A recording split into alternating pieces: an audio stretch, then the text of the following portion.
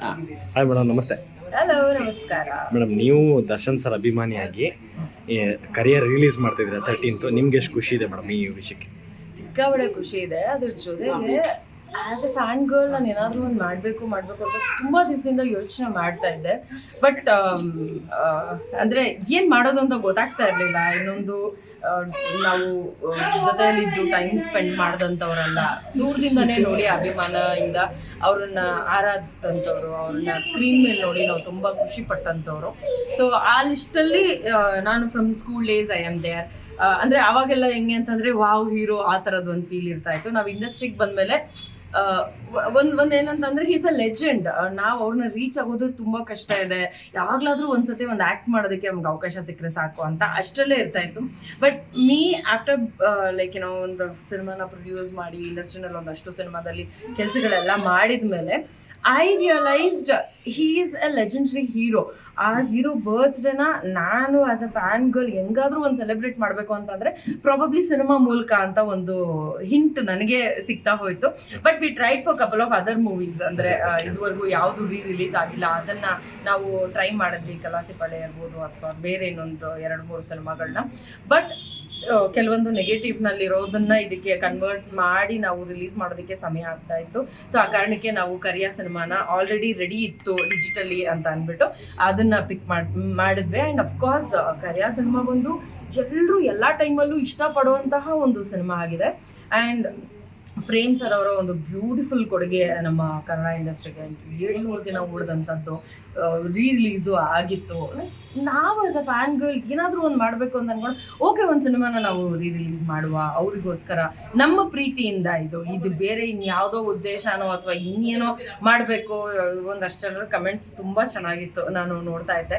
Like ನಮ್ಮ ಬಾಸ್ಗೋಸ್ಕರ ನೀವೇನೋ ಒಂದು ಮಾಡ್ತಾ ಇದ್ದೀರಾ ಅನ್ನೋದಕ್ಕೆ ನಾವೆಲ್ಲರೂ ತುಂಬ ಹ್ಯಾಪಿ ಆಗಿದ್ದೀವಿ ಅಂತ ಕೆಲವರು ಮೆಸೇಜ್ ಮಾಡ್ತಾ ಇದ್ರು ಅಥವಾ ಕಾಮೆಂಟ್ ಮಾಡ್ತಾ ಇದ್ರು. ಆ್ಯಂಡ್ ಈ ಒಂದು ನಾನು ಈ ಮುಂಚೆ ಕೂಡ ಪಬ್ಲಿಸಿಟಿಗೆ ಅಥವಾ ಸೋಷಿಯಲ್ ಮೀಡಿಯಾದಲ್ಲಿ ನಾನು ನ್ಯೂಸ್ನ ಸ್ಪ್ರೆಡ್ ಮಾಡೋದಕ್ಕೆ ಒಂದಷ್ಟು ವಿಷಯಗಳನ್ನು ಕಲ್ತ್ಕೊಂಡಿದ್ದೆ. ಬಟ್ ಇದೊಂದು ವಿಷಯ ಏನಿದೆ, ಕರಿಯ 13ನೇ ತಾರೀಕು ರಿಲೀಸ್ ಆಗ್ತಾ ಇದೆ ಅನ್ನೋದು ಡಿ ಬಾಸ್ಗೋಸ್ಕರ ಡಿ ಬಾಸ್ ಫ್ಯಾನ್ಸ್ ಎಲ್ಲರೂ ಸೇರಿ ಎಲ್ಲ ಥರ ಏನೇನು ಸಾಧ್ಯನೋ ಎಲ್ಲ ಥರದ ವಿಡಿಯೋಸ್ ಆಗಿರ್ಬೋದು ಅಥವಾ ಶೇರ್ ಮಾಡೋದಾಗಿರ್ಬೋದು ಇದೆಲ್ಲಾನು ಮಾಡ್ತಾ ಇದ್ದಾರೆ. ನಾವು ಯಾವುದೋ ಅಂದರೆ ಕಷ್ಟಪಟ್ಟು ಮಾಡಬೇಕಾಗಿರೋ ಅವಶ್ಯಕತೆನೇ ಇಲ್ಲ. ಇಲ್ಲಿ ಅವ್ರ ವಿಷಯನ ಎಷ್ಟು ಚೆನ್ನಾಗಿ ಶೇರ್ ಮಾಡ್ತಾರೆ ಅಂತಂದರೆ ನನಗಂತೂ ಹಾರ್ಟ್ಲಿ ತುಂಬ ಖುಷಿಯಾಗಿದೆ. ಯಾಕಂದರೆ ಆ ಒಂದು ವಿಡಿಯೋನೇ ಆಲ್ಮೋಸ್ಟ್ ಅಂದರೆ ನಾವು ರಿಲೀಸ್ ಮಾಡ್ತೀವಿ ಅಂತ ನಾನು ಹೇಳಿದೊಂದು ವಿಡಿಯೋನೇ 1 ಮಿಲಿಯನ್ ಕ್ರಾಸ್ ಆಗಿದೆ. ಈಗ ಯೂಶಲಿ ಏನಾಗುತ್ತೆ ರೀಲ್ಸು ಅದರಲ್ಲೆಲ್ಲ ಬ್ಯಾಕ್ಗ್ರೌಂಡಲ್ಲಿ ಮ್ಯೂಸಿಕ್ ಇಲ್ಲ ಅಂತಂದರೆ ರೀಚ್ ತುಂಬ ಕಡಿಮೆ ಇರುತ್ತೆ. ಬಟ್ ಡಿ ಬಾಸ್ ಅನ್ನೋಂಥ ಒಂದು ವಿಷಯ ಬಂದಾಗ, ಕರಿಯ ಸಿನಿಮಾ ರಿಲೀಸ್ ಅನ್ನೋಂಥ ಒಂದು ವಿಷಯ ಬಂದಾಗ ಅದೇನೇ 2-3 ದಿನಕ್ಕೆ 1 ಮಿಲಿಯನ್ ರೀಚ್ ಆಗುತ್ತೆ ಅಂತಂದರೆ ಅವ್ರ ಸಿನಿಮಾ ಕ್ರೇಜ್ ಎಷ್ಟು ಜನಕ್ಕೆ ಎಷ್ಟು ಥರ ಇರ್ಬೋದು. ಆ್ಯಂಡ್ ಅವರ ಅಭಿಮಾನಿಗಳಂತೂ ತುಂಬ ಕ್ರೇಜಿ ಆಗಿದ್ದಾರೆ. ನನಗಂತೂ ಸಿಕ್ಕಾಪಟ್ಟೆ ಖುಷಿ ಆಗ್ತದೆ ಅವರ ಅಭಿಮಾನಿಯಾಗಿದ್ದು ಈ ಒಂದು ಸಿನಿಮಾನ ರಿಲೀಸ್ ಮಾಡ್ತಿರೋದಕ್ಕೆ. ಸೊ ಡಿ ಬಾಸ್ ಅಭಿಮಾನಿಗಳು, ಡಿ ಬಾಸ್ ಸೆಲೆಬ್ರಿಟೀಸ್ ಎಲ್ಲರೂ ಕೂಡ 13ನೇ ತಾರೀಕು ಎಲ್ಲ ಕರ್ನಾಟಕದ ಚಿತ್ರಮಂದಿರಗಳಲ್ಲಿ ಸಾಧ್ಯ ಆದಷ್ಟು ಜಾಸ್ತಿ ಚಿತ್ರಮಂದಿರಗಳಲ್ಲಿ ರಿಲೀಸ್ ಮಾಡುವಂಥ ಪ್ರಯತ್ನದಲ್ಲಿದ್ದೀವಿ.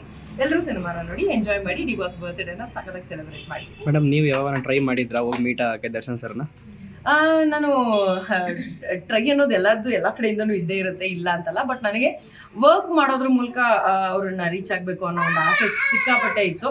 ಅನ್ಫಾರ್ಚುನೇಟ್ಲಿ ಅದು ಆ್ಯಸ್ ಅನ್ ಆರ್ಟಿಸ್ಟ್ ನನಗೆ ಇನ್ನೂ ಕೂಡ ಬಂದಿಲ್ಲ. ಯಾವತ್ತಾದ್ರೂ ನನಗೆ ಒಂದು ಅವಕಾಶ ಸಿಕ್ಕರೆ ಖಂಡಿತವಾಗ್ಲೂ ವರ್ಕ್ ಮಾಡ್ಬೇಕನ್ನೋ ಒಂದು ಆಸೆ ತುಂಬ ಇದೆ. ಅಂದರೆ ಮೊದಲೆಲ್ಲ ಒಂದು ಫೀಲ್ ಇತ್ತು, ಈ ಅಕ್ಕ ತಂಗಿ ರೋಲು ಈ ಥರದ್ದು ಯಾವುದಾದ್ರೂ ಇತ್ತು ಅಂತಂದರೆ ನಾನು ಮಾತ್ರ ಮಾಡಲ್ಲ ಅಂತ. ಬಟ್ ನೋ, ನಾವ್ when I understand him as an legendary actor, ಅವ್ರ ಜೊತೆ ಆಕ್ಟ್ ಮಾಡೋ ಅವಕಾಶ ಸಿಕ್ಕರೆ ಸಾಕು. ಅದು ಯಾವ ಪಾತ್ರ ಆದ್ರೂ I am okay with it. Like ಅದೊಂಥರ ಇವಾಗ ಅವ್ರನ್ನ ಆರಾಧಿಸ್ತಾ ಹೆಂಗಾಗ್ಬಿಟ್ಟಿದೆ ಅಂತಂದ್ರೆ, ನಮ್ಮ ಮನೆಯಲ್ಲಿ ಒಬ್ರು ಏನಂತಾರೆ ಒಂದು ಅಣ್ಣನ ಸ್ಥಾನದಲ್ಲಿ ಇದ್ರೆ ಅವರು ನಮ್ಗೆ ಇಂಥದ್ದು ಹೇಳಿರ್ಬೋದಾಗಿತ್ತು, ಇಂಥದ್ದು ಹೇಳ್ತಾ ಇದ್ರೇನೋ, ಈ ಥರದೊಂದು ಸಜೆಷನ್ ಮಾಡ್ತಾ ಇದ್ರೇನೋ, ಈ ಥರ ಒಳ್ಳೆ ಕೆಲಸಗಳನ್ನ ಮಾಡಿ ಅಂತ ಹೇಳ್ತಿದ್ರೇನೋ ಅನ್ನೋ ಒಂದು ಫೀಲಲ್ಲಿ ನಾನು ಬಂದ್ಬಿಟ್ಟಿದ್ದೀನಿ already. I think perspective have like literally changed. ನನ್ಗೆ ಮೊದಲು ಇರ್ತಿತ್ತು ಅಂದರೆ ನಾನು like I might fall in love with him ಅನ್ನೋ ಥರದ್ದು ಒಂದು school time. That is like I was too young to understand that. But ಅದಾದಮೇಲೆ ನೋಡೋದಕ್ಕೆ ಆಸೆ ಪಡೋದೊಂದು ಬೇರೆ ರೀತಿ ಆಯಿತು ಅಂತಂದರೆ ಈಗ ಒಂದು ಓಕೆ ಅವ್ರ ಜೊತೆ ನಾವೇನಾದರೂ ಇರುವಂಥ ಅವಕಾಶ ಅಥವಾ ವರ್ಕ್ ಮಾಡುವಂಥ ಅವಕಾಶ ಸಿಕ್ತು ಅಂತಂದರೆ may be hill treat me like one small sister ಅಂತ ನನಗೆ ಅದೊಂದು ಫೀಲ್ ಇನ್ಬಿಲ್ಟ್ ಅಲ್ಲಿ ಬಂದ್ಬಿಟ್ಟಿದೆ. ಐ ವಿಶ್ ಅದು ಆದಷ್ಟು ಬೇಗ ನೆರವೇರಲಿ ಅಂತ. ಮೇಡಮ್, ಯಾವುದು ಮೈನ್ ಥಿಯೇಟರ್? ಇವತ್ತು ಸಾಯಂಕಾಲ ಅನೌನ್ಸ್ ಆಗುತ್ತೆ. ಸೊ ನೀವು ಬರ್ತಿದ್ದೀರಾ ಥಿಯೇಟರ್ ವಿಸಿಟ್ಗೆ? ಖಂಡಿತ ಬರ್ತೀನಿ, ಅದು ಹೆಂಗೆ ಬರ್ದಿರ ಇರೋಕ್ಕಾಗತ್ತೆ. ಆ್ಯಂಡ್ ಆಲ್ಸೋ ನಾವು ಬಾಸ್ ಹೇಳ್ದಂಗೆ ಅನ್ನದಾನ ಮಾಡೋದಾಗಿರ್ಬೋದು ಅಥವಾ ನಾವು Celebration ಅದೇ ಹೇಗಿರುತ್ತೆ? ತಲುಪಿಸುವಂಥ ವಿಷಯಗಳಾಗಿರ್ಬೋದು, ಇದೆಲ್ಲವನ್ನೂ ಮಾಡುವಂಥ ಪ್ರಯತ್ನ ಖಂಡಿತವಾಗ್ಲೂ ಇದೆ. ಅಂದರೆ ಸಿನಿಮಾ ರಿಲೀಸ್ ಅನ್ಬೇಕಾದ್ರೆ ಒಂದಷ್ಟು ಟೆನ್ಷನ್ಸ್ ಇರೋದ್ರಿಂದ ಎಲ್ಲರೂ ಎಲ್ಲ ಜಾಗದಲ್ಲೂ ಇದ್ದು ಎಲ್ಲ ಕೆಲಸಗಳನ್ನೂ ಮಾಡೋಕ್ಕೆ ಸಾಧ್ಯ ಆಗಲ್ಲ. ಸೊ ನಾವು ವರ್ಕನ್ನು ಸ್ವಲ್ಪ ಡಿವೈಡ್ ಮಾಡ್ಕೊಳ್ಳೋಂಥ ಪ್ಲಾನಲ್ಲಿ ಕೂಡ ಇದ್ದೀವಿ. ಬಟ್ ಸಾಧ್ಯ ಆದಷ್ಟು ಥಿಯೇಟರ್ ವಿಸಿಟ್ಸ್ ಆಗಿರ್ಬೋದು ಅಥವಾ ಈ ರೇಷನ್ ಕೊಡುವಂಥ ಜಾಗಕ್ಕೆ ಹೋಗುವಂಥದ್ದಾಗಿರ್ಬೋದು, ಇದನ್ನೆಲ್ಲ ಮಾಡುವಂಥ ಆಸೆ ಅಂತೂ ನನಗೆ ಖಂಡಿತವಾಗ್ಲೂ ಇದೆ. I will try my best. ನನ್ನ ಸ್ಕೆಡ್ಯೂಲಲ್ಲಿ ಕರೆಕ್ಟಾಗಿ ರೀಚ್ ಆಗುವಂಥ ಪ್ರಯತ್ನ ಮಾಡೇ ಮಾಡ್ತೀನಿ. Thank thank you. You thank you. And D boss ಅಭಿಮಾನಿಗಳು ಎಲ್ಲರೂ ಕೂಡ ಸಿನಿಮಾನ ನೋಡೋದು ಮರಿಬೇಡಿ ಆ್ಯಂಡ್ ಸಪೋರ್ಟ್ ಮಾಡೋದನ್ನ ಮರಿಬೇಡಿ. Thank you so much. Already ನನಗೆ ಎಷ್ಟು ಸಪೋರ್ಟ್ ಸಿಗ್ತಾ ಇದೆಯಲ್ಲ, ನಾನು ನಿಜವಾಗ್ಲೂ ತುಂಬ ಖುಷಿ ಪಡ್ತಾ ಇದ್ದೀನಿ. Thank you so much. Thank you